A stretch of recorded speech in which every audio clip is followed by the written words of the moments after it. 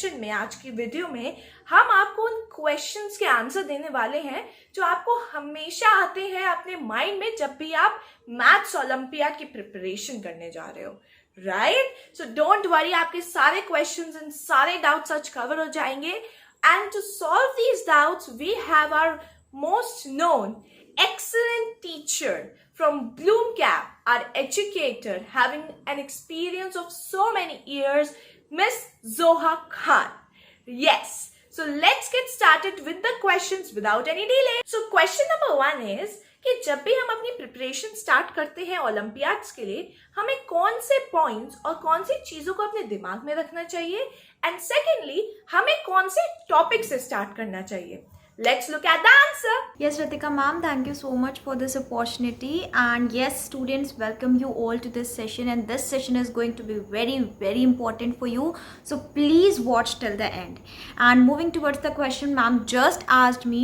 So मैं आपको यही request करूँगी कि if you have thought of giving your exam, so you have to start your preparation today only. अगर आपने सोचा है कि आपको एग्ज़ाम देना है, so आपको अपनी प्रिपरेशन आज ही स्टार्ट करनी है without any delay, without giving any second thought, right? Because आप क्या करते हैं, हम अगर हमने डिले किया तो वो चीज़ डिले होती ही चली जाती है एंड लास्ट में हमारे पास बहुत कम टाइम बचेगा जिसमें हम परेशान होंगे, जिसमें हम ये सोचेंगे कि अरे ये भी बचा है, वो भी बचा है, एंड इन दैट मैस हम कुछ ना कुछ गड़बड़ करके ही आएंगे एग्ज़ाम में, राइट? सो आपको प्रिपरेशन जल्दी स्टार्ट करनी है. लास्ट में अगर आपके पास टाइम बच जाता है तो आप उसमें बहुत सारी प्रैक्टिस कर सकते हो जो आपके लिए काफ़ी हेल्पफुल रहेगी. ओके, ना मूविंग टुवर्ड्स दिस पार्ट कि कैसे स्टार्ट करनी है. तो देखो, किसी भी पेपर की प्रिपरेशन के लिए सबसे इम्पॉर्टेंट पार्ट होता है उसका सिलेबस, राइट? सो जी, अगर एग्जाम में मैम आपको ये ना बताएं कि कौन सा चैप्टर पढ़ के आना है जिससे कल पेपर होगा, तो क्या आप पूरी बुक पढ़ के जाएंगे? क्या आपको पता है कि हम क्या पढ़ लें, क्या आ जाएगा? नहीं, it will be very difficult for you कि मैं क्या पढ़ूँ. वैसे किसी भी एग्ज़ाम की प्रिपरेशन अगर आपको करनी है, it's not only about this olympiad, it's about all your life. कभी भी आपको एग्ज़ाम देने जा रहे हो तो फर्स्ट थिंग जो आपको फोकस करनी है वो स्टार्ट करनी है आपको अपने सिलेबस से. सिलेबस डाउनलोड करिए, चैप्टर्स के नेम देखिए, कौन कौन से चैप्टर्स आने वाले हैं आपके एग्ज़ाम में, क्या आप ये चैप्टर पढ़ चुके हो या क्या आप इसे अपने स्कूल की बुक में पढ़ रहे हो. अगर पढ़ रहे हो तो बहुत अच्छा है, आपकी स्कूल की प्रिपरेशन भी होती रहेगी, आपकी ओलंपियाड्स की प्रिपरेशन भी होती रहेगी, राइट? सो सबसे पहले वही टॉपिक चूज़ करिएगा जो आपने पढ़ा हुआ हो. जब आप किसी ऐसे टॉपिक को चूज़ करते हो और उसके क्वेश्चंस लगाना स्टार्ट करते हो और वो क्वेश्चंस आते जाते हैं, उसके सॉल्यूशंस राइट आते जाते हैं ना, तो ये आपको एक कॉन्फिडेंस देता है कि नहीं, अगर ये क्वेश्चन हमें आता है तो हम आगे के भी क्वेश्चंस को सॉल्व कर लेंगे. हो सकता है कोई प्रॉब्लम हो, कहीं आपको हेल्प लेनी पड़ जाए, तो हेल्प तो आपके लिए अवेलेबल है. आप किसी मेंटोर से हेल्प ले सकते हो, आप किसी बुक से हेल्प ले सकते हो, आप अपने पेरेंट्स से हेल्प ले सकते हो. But start with only those topics जिनको आपकी प्रीवियस नॉलेज हो, जिनके बारे में आपने पहले से पढ़ा है. कभी भी कोई नया टॉपिक नहीं लेना है, बिकॉज इससे आपको ना टेंशन क्रिएट हो जाएगी और आप जल्दी गिव अप कर दोगे, right? So start from the topic which you know and start today only. Thank you so much Zoha ma'am, it was a wonderful answer and hopefully ये बहुत सारे बच्चों को हेल्प आउट करेगा. तो हमारा नेक्स्ट क्वेश्चन ये है कि जो हमारी प्रीवियस नॉलेज होती है, जैसे कि टेबल्स को लेके, न्यूमेरिक्स को लेके, वो हमें कितना हेल्प करती है हमारे एग्जामिनेशंस में, और क्या हमें अपने एग्जाम पैटर्न की नॉलेज होनी चाहिए? क्या वो बेनिफिशियल होता है? यस मैम, प्रीवियस नॉलेज का एक अपना ही इम्पोर्टेंस है किसी भी सब्जेक्ट के लिए. कोई भी सब्जेक्ट ऐसा नहीं होता जिसमें हम कुछ अगर आज पढ़ रहे हैं तो उसके बारे में या उससे रिलेटेड हमने कोई चीज़ पहले ना पढ़ी हो, राइट? अगर हम आज किसी वर्ड प्रॉब्लम को सॉल्व करने वाले हैं तो उस वर्ड प्रॉब्लम में हो सकता है हमें मल्टीप्लाई करना हो, हमें डिवाइड करना हो, हमें एचसीएफ निकालना हो, हमें कुछ भी करना होगा. तो क्या ये मल्टीप्लाई डिवाइड हम आज ही सीखेंगे और आज ही इस क्वेश्चन में अप्लाई करेंगे? नहीं, हमने इसके पहले मल्टीप्लाई, डिवाइड, एलसीएम, एचसीएफ ये सारी चीज़ें सीखी हुई हैं, राइट? सो प्रीवियस नॉलेज का इम्पोर्टेंस बहुत ज़रूरी है, बहुत इम्पॉर्टेंट है ये, और इसके बारे में आपको पहले से पता होना चाहिए. That is why it is known as previous knowledge, ठीक है? और ये आपके पुराने ग्रेड से रिलेटेड हो सकती है, पुराने किसी टॉपिक से रिलेटेड हो सकती है, और इसकी प्रैक्टिस आपको ज़रूरी है. अगर आप चाहते हो कि आपको मैथ्स या कोई भी सब्जेक्ट बहुत अच्छे से आ जाए, है ना। तो उसके बेसिक्स को समझिए और उसके बेसिक्स ही आपके नेक्स्ट स्टैंडर्ड के लिए प्रीवियस नॉलेज बन जाते हैं, right. So it is only about the basics which you have read about, which you have gained in your previous grade, ठीक है। और रही बात क्वेश्चन के पेपर पैटर्न की या क्वेश्चन के पैटर्न की, तो ये बहुत ज़रूरी है समझना, बिकॉज हमने टॉपिक तो पढ़ लिया, हमने प्लस करना सीख लिया, लेकिन प्लस के क्वेश्चन ज़रूरी है जैसे आपके स्कूल में पूछे जाते हैं, आपके ओलंपियाड्स में वैसे ही पूछे जाएं। सो हमें पता तो होना चाहिए ना कि ओलंपियाड्स में क्वेश्चन प्लस से रिलेटेड, माइनस से रिलेटेड, HCF से रिलेटेड कैसे पूछे जाते हैं। सो अगर ये आपको पता नहीं होगा, आपने इस तरीके के क्वेश्चंस पहले देखे नहीं होंगे, तो आप एग्ज़ाम में कैसे नई नई चीज़ करके आ जाएंगे, नहीं कर पाएंगे, राइट। करेंगे तो गलत करके आएंगे। तो इसके लिए आपको क्या करना है, पैटर्न से अवेयर रहना है कि आपका क्वेश्चन पेपर का पैटर्न क्या है फर्स्ट ऑफ ऑल, और अगर उस पेपर में कैसे क्वेश्चन ओलंपियाड्स आपसे पूछता है। और ये आपको कहाँ से पता चलेगा, ये आपको पता चलेगा प्रीवियस ईयर पेपर से, राइट। सो क्वेश्चन के पेपर पैटर्न से अवेयर रहना बहुत ज़्यादा ज़रूरी है। जब आपकी पढ़ाई, जब आपने सिलेबस पूरा पढ़ लिया हो, कंप्लीट कर लिया हो, सो आप अपने क्वेश्चन पेपर को उठा के उन पैटर्न को समझिए, उस क्वेश्चन को समझिए कि ओलंपियाड्स आपसे, अगर आप ओलंपियाड्स दोगे तो आपको कैसे क्वेश्चन मिल सकते हैं। That was a great answer. Now let's move to the question number 3. कि हमारा जो एस्टिमेशन होता है, जो हमारे क्वेश्चंस रिलेटेड टू एस्टिमेशन आते हैं, उसमें हमें बहुत ज़्यादा प्रॉब्लम फेस करनी पड़ती है। बहुत सारे दिमाग में क्वेश्चंस आते हैं कि हम इसको how we can solve it easily. So क्या सोहा मैम हमारे पास कोई ऐसी अप्रोच है जिससे स्टूडेंट्स उस एस्टिमेटेड क्वेश्चंस को, जिनमें वो एस्टिमेशन आता है, ईजिली सॉल्व कर सकते हैं? यस मैम, एस्टिमेशन हमारा बहुत इम्पॉर्टेंट टॉपिक है, और एस्टिमेशन एक ऐसा टॉपिक है ना जिससे बच्चे ऑलरेडी अवेयर हैं, बट बस उन्हें पता नहीं होता है कि वो अपनी डेली लाइफ में इस कॉन्सेप्ट को यूज़ कर रहे होते हैं, और ये उनके मैथ्स का एक चैप्टर है। सो बस हमें क्या करना है, अगर हम उन्हें एस्टिमेशन समझाना चाहते हैं और चाहते हैं कि वो अपने क्वेश्चंस को अच्छे से समझ लें, उसका करेक्ट आंसर दे के आए, तो बस हमें उनसे अवेयर कराना है कि बेटा आप ये चीज़ डेली करते हो, बस आप ये समझो कि this is only estimation. Like for example, बच्चे हैं, बाहर जाते हैं पेंसिल, रबर एंड एवरीथिंग, ये सब चीज़ें अपनी स्टेशनरीज खरीदने के लिए। नाउ इफ़ सपोज कोई पेंसिल आपको 12.5 रुपीज़ की मिल रही है या 12.30 पैसे की मिल रही है, 12 रुपीज़ 30 पैसा, तो क्या हम आके ये बोलते हैं कि नहीं हमें ये 12 रुपीज़ 30 पैसे की नहीं मिली? हम यही तो बोलते हैं ना कि समवॉट 12 रुपीज़ की मिली। सो जो ये जो फिगर्स होते हैं जिन्हें हम राउंड ऑफ करते हैं या नहीं करते हैं, ये क्यों किया जाता है, बस हमें बच्चों को समझाना है, ठीक है। और इसका बहुत ईजी सा फंड है कि बच्चा अगर 5 या 5 के ऊपर की डिजिट्स आ रही हैं तो आपको अपने पीछे वाले डिजिट में 1 ऐड करना है, और अगर नहीं आ रही है तो नहीं करना है। 12.30 है मतलब 12 हो गया, अगर यही 12.50 होता तो क्या हो जाता, 13 हो जाता। सो बहुत सिंपल सा फंडा है, और आप बहुत ज़्यादा कॉमनली से यूज़ करते हो। आप कभी मार्केट जाते होगे या आपके पेरेंट्स ही इस चीज़ पे बात कर, कोई चीज़ अगर वो 1350 रुपये की ख़रीद के लाते हैं या 1370 रुपीज़ की मिल रही होती है, तो वो से आपको अप्रॉक्सीमेटली बताते हैं कि बेटा ये मुझे 1400 का पड़ा, राइट। सो ये बहुत एक नॉर्मल कॉन्सेप्ट है जो हम डेली यूज़ करते हैं, बस आपको समझना है कि ये नॉर्मल है, ठीक है। इसमें कोई बहुत डिफ़िकल्ट मैथ नहीं लग रही है, बहुत कॉमन सी चीज़ है जो आप डेली इस्तेमाल करते हो। इसी अप्रोच को लेकर आपको अपने क्वेश्चंस को देखना है। जब आप कोई क्वेश्चन देखो इस चैप्टर से रिलेटेड, तो ये उसको ये डेली लाइफ से रिलेट करने की कोशिश करो कि अगर मैं इस चीज़ को कर रहा होता तो मैं घर आके कितने पैसे बताता, राइट। इसी तरीके से थोड़े थोड़े पैसे बच्चे बचा भी लेते हैं, राइट। सो आपको इसी चीज़ को अपनी डेली लाइफ से रिलेट करके अपने क्वेश्चन को देखना है, और आई एम श्योर अगर आपने इस चीज़ को समझ लिया, इस कॉन्सेप्ट को समझ लिया, तो आप क्वेश्चन सही करके आएंगे। Thank you so much, Zoha ma'am, for such a informative answer and such a great trick for students to use. So हमारा नेक्स्ट क्वेश्चन ये है कि जो कन्वर्जन क्वेश्चंस आते हैं, लाइक हमें कभी केजी को ग्राम में कन्वर्ट करना पड़ता है, मीटर को centimetre, and so many conversion questions आते हैं, हम उन्हें इजीली कैसे सॉल्व कर सकते हैं? अगर हमें उनका भी ट्रिक मिल जाए, it would be a great. Can you tell us a trick for that too? Yes ma'am, मैं एक बहुत अच्छी ट्रिक बताना चाहूँगी, और उस ट्रिक का नाम है प्रैक्टिस। यस, प्रैक्टिस ही सबसे अच्छी ट्रिक है कन्वर्जन के क्वेश्चंस को सीखने के लिए, बिकॉज कन्वर्जन खुद ही एक शॉर्ट फॉर्म है। इसमें मैं और क्या ट्रिक बता सकती हूँ, बट इसमें बच्चे इतना कंफ्यूज होते हैं, मतलब मेरा खुद का एक्सपीरियंस है कि जब भी मैंने बच्चों को कन्वर्जन सिखाया है मुझे उस पर इतना टाइम देना पड़ता है, बिकॉज इतना कंफ्यूज हो जाते हैं बच्चे, उन्हें समझ में नहीं आता है किसको कैसे किस में कन्वर्ट करें. So for this I would like to request all of you, please practice as much as you can.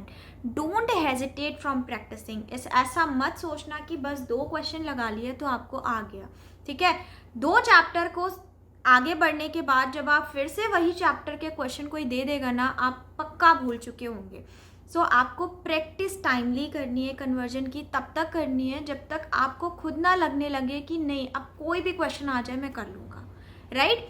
अब कन्वर्जन देखो एक बहुत इंपॉर्टेंट टॉपिक भी है, आप इसे डेली लाइफ में भी यूज़ करते हो जैसे हम एस्टिमेशन यूज़ करते हैं, राइट. बट यहाँ पे क्या करना होता है, आपको मैं एक थोड़ी सी हिंट देना चाहती हूँ कि जब भी आप कन्वर्जन करो तो किसी एक यूनिट को बेसिक यूनिट बना लो, ठीक है, और उससे रिलेट करके अदर यूनिट्स बना लो. जैसे कि मान लीजिए हम मीटर को अपनी बेसिक यूनिट बना लेते हैं. अब मीटर से ही किलोमीटर बनेगा, मीटर से ही सेंटीमीटर बनेगा, मीटर से ही मिलीमीटर बनेगा, मीटर से ही डेकामीटर बनेगा, मीटर से ही डेसीमीटर बनेगा, राइट. और मीटर से ही आपको सारी यूनिट्स को रिलेट करना है. अब कैसे रिलेट करोगे, किलो में कितने ज़ीरो आते हैं, 1000, ठीक है. तो अगर मैंने कहा किलोमीटर मतलब 1000 मीटर, मीटर से ही हमने सेंटीमीटर बनाया, सेंटी का मतलब क्या होता है 1/100, तो इसका मतलब 100 metre, 100 centimetre is equal to 1 metre, right. So आपको इस तरीके से रिलेट करना है, आपको एक बेसिक यूनिट उठा लेनी है, ठीक है, उसी से बाकी सारी यूनिट्स बनानी है. बस आपको ये याद रखना है कि किलो में कितने ज़ीरो, 100 में कितने ज़ीरो, ठीक है, डेसी में कितने ज़ीरो, डिवाइड हो रहा है 10 की मल्टीप्लाई हो रहा है 10. ये छोटी छोटी चीज़ें अगर आपने ध्यान रख ली तो फिर कन्वर्जन चाहे लीटर का हो, चाहे मिलीमीटर का हो, चाहे क्वांटिटी किसी भी केजी का, ग्राम का, आपको सब समझ में आ जाएगा. बस आपको रिलेट करना सीखना है, ठीक है. और ये याद रखना सीखना है कि मल्टीप्लाई कब करना है, डिवाइड कब करना है. अगर ये 3 चीज़ें आपने सीख ली, रिलेट करना, मल्टीप्लाई कहाँ करना है, डिवाइड करना, तो फिर कन्वर्जन आपके लिए बहुत ईजी टॉपिक हो जाएगा, राइट. और आपको कभी कन्फ्यूजन नहीं होगी, कभी गलती नहीं होगी. सो प्रैक्टिस करिए क्योंकि ये चीज़ें आपको प्रैक्टिस से ही आएंगी, ठीक है. ये चीज़ आपको कोई ऐसे नहीं समझा देगा. मैं भी पढ़ाऊंगी तो मैं भी आपको ऐसे डायरेक्ट नहीं समझा दूंगी कि देखो बेटा ये ट्रिक है, इससे फॉलो कर लेना, आ जाएगा आंसर. नहीं, जब तक आप प्रैक्टिस नहीं करेंगे कोई आपको कुछ नहीं सिखा सकता. प्रैक्टिस ही सबसे ज़्यादा प्रैक्टिस ही एक ऐसी चीज़ है जो सबसे ज़्यादा आपको हेल्प करेगी, सबसे अच्छा result दिलाएगी. Again, a very great and helpful answer, ma'am. So now let's look at one of the most problems that kids face. ये फ्रैक्शन से रिलेटेड है, राइट. जब भी हमें फ्रैक्शंस आते हैं, हमें उन्हें कंपेयर करने को पूछा जाता है, हम कंफ्यूज हो जाते हैं कि हमें कौन से मेथड से कंपैरिजन करना चाहिए, because there are so many methods of comparison. So will you help us out by telling it कि कौन सा सिंपलेस्ट और बेस्ट वे है सारे फ्रैक्शन के कंपैरिजन क्वेश्चंस को सॉल्व करने के लिए. ऑफ कोर्स मैम, कंपैरिजन के कॉन्सेप्ट से बच्चे बहुत ज़्यादा अवेयर भी हैं बिकॉज उन्होंने कंपैरिजन किया हुआ है, कंपैरिजन का मतलब अच्छे से समझते हैं. बट जब बात फ्रैक्शन की आती है ना तो उनके अंदर बड़ा क्यूरियोसिटी, बड़े कन्फ्यूजन्स आ जाते हैं दिमाग में कि इसे कैसे करें. बट बच्चों आपने ये सीख रखा है ना कि कंपैरिजन फ्रैक्शन 2 ही तरीके के फ्रैक्शन में हो सकता है, या तो लाइक में होगा या अनलाइक में. अब लाइक फ्रैक्शन में कंपैरिजन करने से ज़्यादा इजी तो कुछ है ही नहीं. बस आपको क्या देखना होता है कि आपका जो ऊपर वाला नंबर है यानी कि न्यूमरेटर है उसमें कौन बड़ा है. डिनोमिनेटर लाइक में तो सेम ही होते हैं ना, जो डेफिनेशन जानते हैं वो ये बात भी जानते हैं कि लाइक फ्रैक्शन के डिनोमिनेटर सेम होते हैं, बस न्यूमरेटर कंपैरिजन करना होता है, कौन बड़ा वही फ्रैक्शन बड़ा. बट जब बात आ जाती है अनलाइक फ्रैक्शन की, तो अनलाइक फ्रैक्शन के लिए हमें सबसे पहले क्या करना है, अपने फ्रैक्शन को लाइक में करना है. अब ये जो फ्रैक्शन अनलाइक से लाइक करने का जो प्रोसेस है ना, इसमें बहुत सारे मेथड्स हैं, है ना. सब टीचर्स आपको बहुत सारे डिफरेंट हो सकता है. आपका ट्यूशन टीचर आपको कुछ और मेथड पढ़ाए, स्कूल का मेथड कुछ और हो, या आप किसी वीडियो को देख रहे हो वहाँ कुछ और मेथड पढ़ाया जा रहा हो, ठीक है. सो आई वुड सजेस्ट यू कि आप इसके लिए कोई अपना मेथड जो भी आपको पसंद है या जो भी आपको ईजी लगता है, आप उस मेथड को सीख लो, उसकी अच्छी प्रैक्टिस कर लो, ठीक है, ताकि कोई कन्फ्यूजन ना रह जाए कि कैसे अनलाइक को लाइक में चेंज करते हैं. और जैसे ही आपने अनलाइक को लाइक में किया, अब कंपैरिजन करने के लिए क्या करना है, सिर्फ न्यूमरेटर देखना है, ठीक है. सो आपके लिए सिर्फ एक होमवर्क है कि आप किसी एक टेक्निक को सीखें अनलाइक फ्रैक्शन को लाइक में करने की। 2-3 जगह से 2-3 मेथड को बिल्कुल मत सीखना, क्योंकि फिर आप कंफ्यूज हो जाओगे और गलत करके आओगे। एक मेथड सीखिए जो कम टाइम लेता हो, जो इजी हो, जो आपको समझ में आता हो, और उस मेथड से अनलाइक को लाइक में करना सीखिए। बस न्यूमरेटर देखिए और कंपैरिजन खत्म, ठीक है। सो कंपैरिजन ऑफ फ्रैक्शन, ये चैप्टर भी बहुत इंपॉर्टेंट है, इसके क्वेश्चन भी ज़रूर आएंगे। सो इस कॉन्सेप्ट को प्रैक्टिस याद से कर लीजिएगा। सो नाउ मैम, मेरा आपसे नेक्स्ट क्वेश्चन ये है कि जब भी हमें डेटा हैंडलिंग के क्वेश्चंस ओलंपियाड से मिलते हैं, जब बच्चे डेटा हैंडलिंग के क्वेश्चन सॉल्व करते हैं, उन्हें बहुत प्रॉब्लम होती है, लाइक उन्हें समझ नहीं आता है उन डेटा हैंडलिंग क्वेश्चंस को हैंडल कैसे करा जाए। तो क्या आप हमें कुछ टिप्स बता सकती हैं, कुछ वे बता सकती हैं कि हम इस प्रॉब्लम को ईजिली सॉल्व कर सकें? यस मैम, बच्चे इतनी सारी डेटा ऑलरेडी हैंडल कर रहे हैं अपने एग्ज़ाम की प्रिपरेशन में कि डेटा हैंडलिंग तो ऑब्वियसली उनके लिए मुश्किल होने वाला है, बट मुश्किल नहीं है ना। जो बच्चों ने पिक्टोग्राफ पढ़ा हुआ है उनको पता होगा कि पिक्टोग्राफ के क्वेश्चन सॉल्व करने में कितना मज़ा आता है। बस हमें क्या समझना होता है, हमें बस ये समझना होता है कि जो पिक्चर आपको दी गई है उस पर्टिकुलर ग्राफ में वो क्या रिप्रेजेंट कर रही है। क्या वो एक आइटम को रिप्रेजेंट कर रही है या वो नंबर ऑफ़ आइटम्स को रिप्रेजेंट कर रही है। सो डेटा हैंडलिंग में अभी तक आपने सिर्फ एक ही ग्राफ के बारे में पढ़ा है और डेटा हैंडलिंग का मतलब समझा है। अब मतलब तो मुझे समझाने की ज़रूरत है नहीं, नाम ही में मतलब है कि डेटा को हैंडल करना है, बट कैसे करना है, पिक्चर के फॉर्म में करना है, ठीक है। सो डेटा हैंडलिंग चैप्टर का काम क्या है? डेटा हैंडलिंग चैप्टर का काम ये है कि बड़ी सी डेटा को एक छोटे से पिक्टोग्राफ में समझा दिया जाए और उस पर कुछ क्वेश्चंस पूछ लिए जाए, ताकि ये तो समझ में आए ना कि आपको समझ में आया कि नहीं। सो बस इसी तरीके के क्वेश्चंस आपको एग्ज़ाम में भी मिलेंगे, ठीक है। कुछ ज़्यादा मुश्किल नहीं, बहुत ईजी टॉपिक होता है। आपने किया है, प्रैक्टिस की है, तो आपको बहुत अच्छे से पता है कि बस हमें इतना समझना है कि ग्राफ हमसे क्या पूछ रहा है, किस चीज़ की इंफॉर्मेशन दे रहा है और उसका एक सिंबल कितनी क्वांटिटीज़ को रिप्रेजेंट कर रहा है। अगर आपने ग्राफ को एनालाइज करना सीख लिया है, और ये कैसे सीखोगे, ये आपको जब आप 10 to 12 ग्राफ के क्वेश्चन प्रैक्टिस कर लोगे तो आपको खुद समझ में आ जाएगा कि इस क्वेश्चन में हमें क्या चीज़ एनालाइज करनी है, क्या चीज़ समझनी है, और जो इस ग्राफ से रिलेटेड क्वेश्चन पूछे जा रहे हैं उसमें क्या पूछा जा रहा है और उसके हमें क्या आंसर्स देने हैं। So it's all about practice. और डेटा हैंडलिंग सुनने में जितना मुश्किल है कि इसको हैंडल करना है, हैंडल करने में ये उतना ही ज़्यादा आसान है। Okay, so you just need to practice and practice will only make you perfect, right. So practice करिए। कोई क्वेरीज है, कोई क्वेश्चन है, कहीं फंस जाते हो, so you can take help from your teachers, your parents, किसी से भी। और अगर आपके पास कुछ अच्छा स्टडी मटेरियल है तो ऑब्वियसली उसमें आपके पास सोल्यूशंस होंगे। You can check out the solutions also कि मैंने क्या गलत किया क्वेश्चन को समझने में और सोल्यूशन ये क्यों आ रहा है, एक्सप्लेनेशन गिवन होता है। तो बस आपको अच्छे से प्रैक्टिस करनी है, बहुत सारे ग्राफ की प्रैक्टिस कर लो, कोई मुश्किल नहीं होगी। जो एग्ज़ाम में पूछा जाएगा ना, आप देखना वो भी बहुत ईजी क्वेश्चन होता है। Okay, so practice, result will be better. Thank you so much Zoha ma'am for another excellent answer. Let's move to the next question. ये कंपसेस और स्केल से रिलेटेड है। Yes, geometry. कभी कभी ऐसा होता है हमें कुछ ज्योमेट्रिकल क्वेश्चंस ऐसे मिलते हैं जिसमें हमें ऑब्वियसली विजुअलाइजेशन और एक्यूरेसी का बहुत यूज करना पड़ता है, और इससे हमें बहुत ज़्यादा टाइम लगता है क्वेश्चंस को सॉल्व करने में, और कभी कभी हमें डिफिकल्टी भी फेस होती है। तो ऐसी कौन सी टिप है जो स्टूडेंट्स यूज कर सकते हैं जिससे वो अपनी ज्योमेट्री की स्किल्स को एकदम पक्का स्ट्रांग बना ले, ताकि उन्हें ओलंपियाड्स में प्रॉब्लम फेस ना करनी पड़े? यस मैम, ज्योमेट्री एक थोड़ा सा टाइम टेकिंग चैप्टर है बच्चों के लिए, बिकॉज ज्योमेट्री उन्होंने अभी नया नया पढ़ा है और उसके बेसिक्स भी उनके लिए बहुत नए हैं।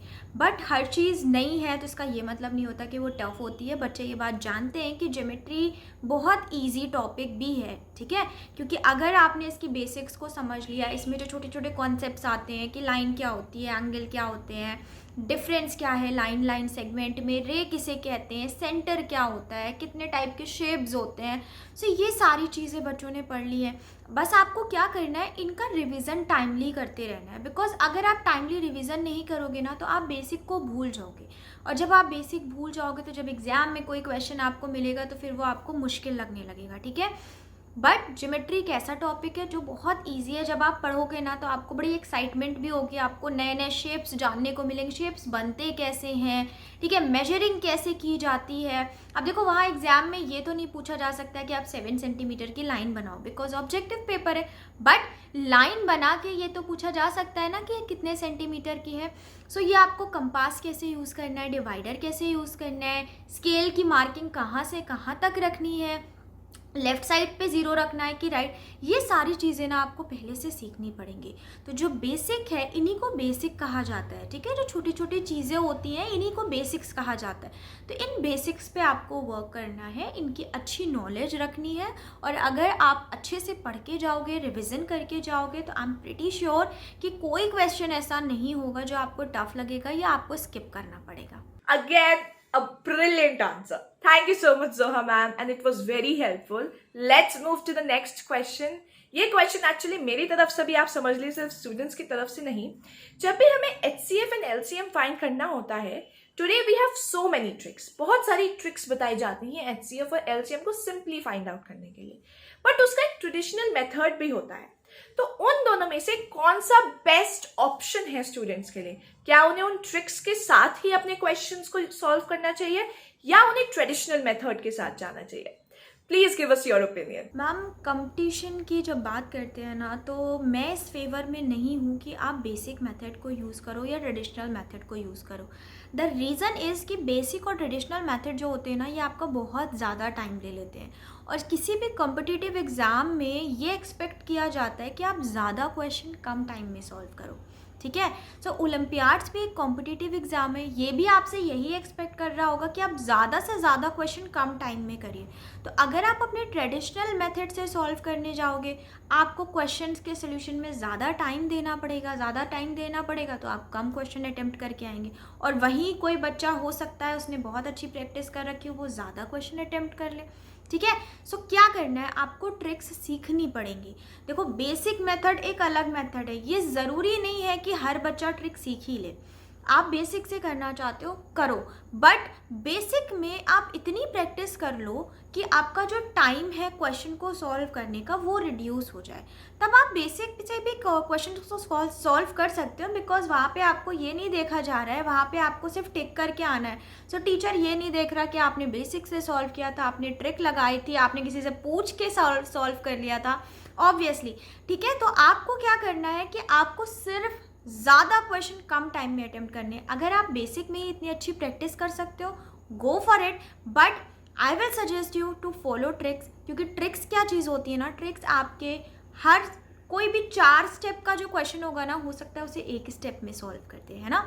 तो HCF हो गया, LCM हो गया, इन सब की ट्रिक्स अवेलेबल है। आप जिसे हम क्या करते हैं, जिसे हम कहते हैं वैदिक मैथ्स। वैदिक मैथ्स वो पार्ट ऑफ मैथ्स है जिसमें हम हर छोटी छोटी हर चीज़ की ट्रिक अवेलेबल नहीं है, बट कुछ ऐसे टॉपिक्स हैं मैथ के जिनकी ट्रिक्स अवेलेबल है, जिन्हें यूज़ करके हम क्वेश्चन को बहुत ईजिली और बहुत कम टाइम में सॉल्व कर सकते हैं, ठीक है।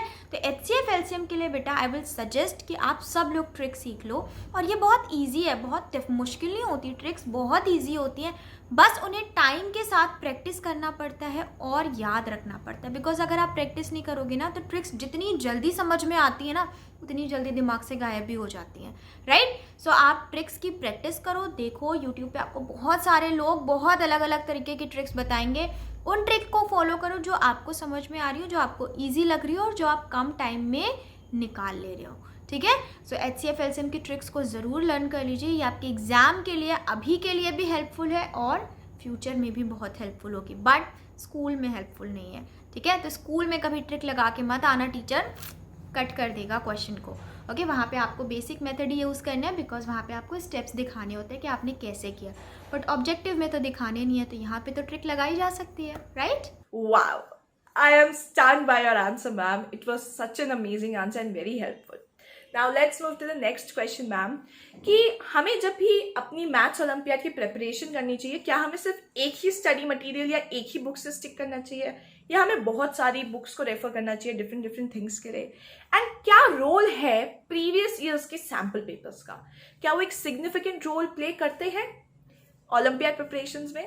Please let us know. No ma'am, I would never recommend कि बच्चे 2, 4 या 10 बुक खरीद के रखें या उनके गार्जियन उन्हें अवेलेबल करवाएं कि बच्चा ज़्यादा से ज़्यादा प्रैक्टिस कर सके। प्रैक्टिस 10 बुक से नहीं होती है। प्रैक्टिस तो ये भी है ना कि आप एक ही क्वेश्चन को 10 टाइम्स लगाओ, एक ही चैप्टर के अलग अलग क्वेश्चंस लगाओ। This is also practice, because जब आप प्रैक्टिस करोगे तो आपसे गलतियाँ होती हैं। जब आपसे गलतियाँ होती हैं तो आप ये देखते हो कि इस क्वेश्चन को लगाने का क्या तरीका है, मैंने गलत क्यों किया, राइट। सो इसके लिए ज़रूरी है कि आप इस क्वेश्चन को 10 बुक से लगाओ, नहीं। आपकी इवन जो भी आपने एक बुक ले ली, परचेज कर ली, उसमें भी तो वैरायटी ऑफ क्वेश्चंस होते हैं, पहले आप वही कंप्लीट कर लो। इट इज़ नेवर रिकमेंडेड कि आप 10 बुक से पढ़ो, आप हमेशा एक बुक से पढ़ो। उसके अंदर जितने भी कॉन्सेप्ट्स दिए गए हैं उन कॉन्सेप्ट्स को बिल्कुल थॉरो कर लीजिए, उनसे बहुत ज़्यादा प्रैक्टिस कर लीजिए। जब आपने कॉन्सेप्ट्स को पकड़ लिए तो फिर क्वेश्चन किसी भी बुक का आए, किसी भी तरीके से आए, आप कर लेंगे, right. So what you need to do instead of solving 10 books, instead of studying from 10 books, you just need to focus on one book. आप 10 बुक आपने सेलेक्ट कर ली, आप उस 10 में कोई एक अच्छी बुक सेलेक्ट करो जो आपको लगता है कि नहीं इसका कंटेंट बहुत ज़्यादा अच्छा है, मुझे इससे पढ़ना चाहिए, बस उस एक बुक को फॉलो करिए, ठीक है। ये आज की बात नहीं है, लाइफ में कभी भी आप किसी चीज़ के लिए पढ़ रहे हो तो हमेशा एक बुक को 10 टाइम्स पढ़िए ताकि आप उस पर्टिकुलर बुक के कंटेंट से अवेयर हो जाओ। और कोई भी बुक आधी अधूरी नॉलेज नहीं देती है ना। अगर आप मैथ्स की कोई बुक खरीद के लाओगे ओलंपियाड्स के लिए तो उसमें ओलंपियाड से रिलेटेड सारी चीज़ें होंगी, ठीक है। ऐसा नहीं होगा कि आधा इसमें होगा आधा किसी और बुक में होगा, नहीं, सारी चीज़ें एक ही बुक में होगी। तो किसी बेस्ट बुक को सेलेक्ट करके उसके कॉन्सेप्ट को पढ़िए, उससे प्रैक्टिस करिए। 10 बुक्स के पीछे भागने की ज़रूरत नहीं है, ओके। और प्रीवियस ईयर क्वेश्चन पेपर बहुत ज़्यादा इंपॉर्टेंट है, ये मैंने आपको पहले भी बताया कि अगर आप अपने पैटर्न से अवेयर होना चाहते हो, आप चाहते हो कि आपको ये पता हो कि ओलंपियाड्स मुझसे कैसे क्वेश्चन पूछ सकता है, ठीक है, डायरेक्ट क्वेश्चन पूछता है या इनडायरेक्ट क्वेश्चन। अब इसका क्या मतलब है? इसका ये मतलब है कि हो सकता है हम स्कूल में पढ़ते हैं कि 2 + 3 5 होता है, बट क्वेश्चन पूछने का तरीका ये ना हो ओलंपियाड्स का। हो सकता है वो इस तरीके से पूछ ले कि 2 में क्या ऐड करे कि आंसर 5 आ जाए। तो ये एक इनडायरेक्ट वे हो गया क्वेश्चन पूछने का, ओके। सो क्वेश्चन के पैटर्न को अगर आप जानना चाहते हैं, समझना चाहते हैं कि कितने क्वेश्चन आएंगे, कौन से चैप्टर से कितने क्वेश्चन पूछे जाते हैं, कौन से क्वेश्चन रिपीट हो रहे हैं, कई बार क्वेश्चन रिपीट भी होते हैं, तो ये आपको कैसे पता चलेगा? ये सब आपको तब पता चलेगा जब आपने previous year question paper solve किए होंगे। सो solve these papers, solve the sample papers. जितनी ज़्यादा प्रैक्टिस करोगे ना आप, उतना अच्छा रिजल्ट आपको मिलेगा। Oh my god, ma'am. I am stunned, actually very stunned by your knowledge and expertise. This is going to help the students a lot. Now I would like to know, ma'am, last minute do's and don'ts, right? जब भी हम examination के लिए जा रहे होते हैं, बच्चे इतना स्ट्रेस जब होते हैं, समझ नहीं आता है, बहुत प्रेशर होता है कि क्या लिख के आएंगे, और उसमें हम सिली मिस्टेक्स कर देते हैं। तो कुछ dos and don'ts last minute preparation के लिए for our lovely kids. Obviously ma'am, मेरे पास बच्चों के लिए बहुत सारी इंपॉर्टेंट बातें, वैसे तो बहुत सारी इंपॉर्टेंट बातें हम ऑलरेडी डिस्कस कर चुके हैं, बट कुछ लास्ट मिनट के लिए है जो बच्चे आप ज़रूर फॉलो करना। कि सबसे पहले चीज़ तो आपको लेट नाइट स्टडी कभी नहीं करनी है, ठीक है। क्योंकि क्या होता है, जब आप लेट नाइट स्टडी करते हो ना तो आपकी स्लीप साइकिल जो होती है वो पूरी नहीं होती है, और जब आप नींद में ही रहोगे तो आपका ब्रेन अच्छे से वर्क नहीं करेगा, और जब ब्रेन अच्छे से वर्क नहीं करेगा तो एग्ज़ाम कैसे दे के आएंगे, right. So let night study सिर्फ एग्ज़ाम रिलेटेड बात नहीं हो रही कि एग्ज़ाम से एक दिन पहले आपको लेट नाइट स्टडी नहीं करनी है। आप हमेशा ये रूल बनाओ ना कि अगर आपको कोई एग्ज़ाम की प्रिपरेशन करनी है तो आप उसके लिए इतना टाइम लेके चलो कि आपको कभी भी लेट नाइट स्टडी ना करनी पड़े, ठीक है। आपका दिन ही आपके लिए इतना अच्छा, इतना बड़ा होना चाहिए कि आप सारी प्रिपरेशन दिन में ही कंप्लीट कर लो। सो ये हैबिट नहीं डालनी है कि कभी आपको लेट नाइट स्टडीज़ करनी पड़े, स्पेशली अभी तो आप छोटे ग्रेड्स में, अभी तो बिल्कुल करने की ज़रूरत नहीं है। एंड नेक्स्ट इंपॉर्टेंट थिंग जो चीज़ आपको नहीं करनी है कि कोई भी चीज़ लास्ट मिनट के लिए नहीं छोड़नी है, राइट। ऐसा नहीं है कि कोई टॉपिक आपने पढ़ना भूल गए और आपने सोचा या आपने उसको इसलिए डिले कर दिया कि नहीं इसको एक दिन पहले पढ़ लेंगे, या कुछ चीज़ें हैं जो आपको अभी भी पढ़नी बाकी है। सो ये चीज़ नहीं करनी है। हमें अपना स्केड्यूल इतना अच्छा बना के रखना है, अपने सिलेबस के चैप्टर्स को जो भी आपने है वो आपको स्केड्यूल में इस तरीके से प्रॉपरली होने चाहिए कि हर कंटेंट आपका टाइम से पहले ही कंप्लीट हो चुका, कुछ भी लास्ट मिनट के लिए नहीं बचना चाहिए। ओके, तो ये 2 चीज़ें हैं कि लास्ट मिनट के लिए आप कुछ नहीं छोड़ेंगे और अपनी स्लीप साइकिल पूरी करेंगे ताकि आपका ब्रेन अच्छे से वर्क करे। जो चीज़ें आपको करनी है, जैसे कि मैंने बताया, स्केड्यूल बच्चे नहीं बनाते, टाइम टेबल आप लोग नहीं बनाते हो। सोचो अगर स्कूल में हमें टाइम टेबल ना दिया जाए और हर दिन आपको बहुत सारी की सारी बुक्स लेके जानी पड़ जाए, सो एक दिन तो आपको भी गुस्सा आएगा कि पढ़ाती तो है नहीं, बुक मंगा लेती हैं, गुस्सा तो आएगा ना। सो टाइम टेबल क्यों बनाया जाता है? टाइम टेबल इसीलिए बनाया जाता है ताकि आपका लोड कम रहे, ठीक है। अब वो बात तो बैक के लोड की हो गई। सिमिलरली टाइम टेबल की इम्पोर्टेंस बहुत है कि जब आप कोई चीज़ टाइम टेबल के साथ करोगे तो आपके ऊपर लास्ट मोमेंट पे लोड नहीं आएगा कि अभी हमने ये नहीं पढ़ा, अभी हमने ये रिवाइज नहीं किया, ये सब नहीं की, ये चीज़ें आपके साथ नहीं होंगी। और जो बच्चे टाइम टेबल फॉलो करते हैं ना, उन्हें पता है कि इसकी इम्पोर्टेंस क्या है, ठीक है। आपके क्लास के जो टॉपर्स हैं वो सब कुछ एक दिन में नहीं पढ़ते, उन्हें वो शुरू से एक टाइम टेबल बना के चलते हैं, एक स्केड्यूल बना के चलते हैं कि इस टाइम उन्हें ये पढ़ना है, इतने दिन उन्हें ये सब्जेक्ट कंप्लीट कर लेना है। सो टाइम टेबल की एक इम्पॉर्टेंस है, इसकी इम्पोर्टेंस को समझिए, ठीक है। अब टाइम टेबल में ये ज़रूरी नहीं है कि आप अपने लिए कोई रेस्ट ही मत रखो, कोई ब्रेक ही मत रखो, खेलो मत, किसी ने मना नहीं किया। टाइम टेबल आप खुद बना रहे हो, अपने लिए बना रहे हो, तो हर चीज़ उसमें आप ऐसी डालोगे जितनी आप चाहते हो, ठीक है। अगर आप ब्रेक चाहते हो आप ब्रेक रखो, लेकिन अब ये नहीं है कि ब्रेक ही ब्रेक हो, पढ़ाई ना हो, नहीं, पढ़ाई के साथ ब्रेक रखना है और हर दिन रिवीजन के लिए एक स्लॉट ज़रूर रखना है, ठीक है। जो आपने पढ़ा वो आपको अपने उसी दिन रिवाइज करना है। अगर आप इन सारी बातों को फॉलो करोगे, अच्छे से दिमाग में रखोगे, आपका एग्ज़ाम प्रिपरेशन बहुत अच्छा जाएगा और आपका एग्ज़ाम का रिजल्ट भी बहुत अच्छा जाएगा। मैं विश करती हूँ कि सभी के पेपर अच्छे हों। All the best for your examination. Thank you so much, Zoha ma'am, for connecting with us today with such an amazing expertise and the answers जो हमारे बच्चों को इतना हेल्प करेंगे अपनी एग्जामिनेशन की प्रिपरेशन के लिए। Thank you so much. So all the kids, hope आपके डाउट्स अच्छी तरीके से क्लियर हुए हों। अगर आपके और डाउट्स हैं आप हमसे शेयर कर सकते हैं, हम उन्हें भी आंसर करेंगे, right? So see you again. Bye bye.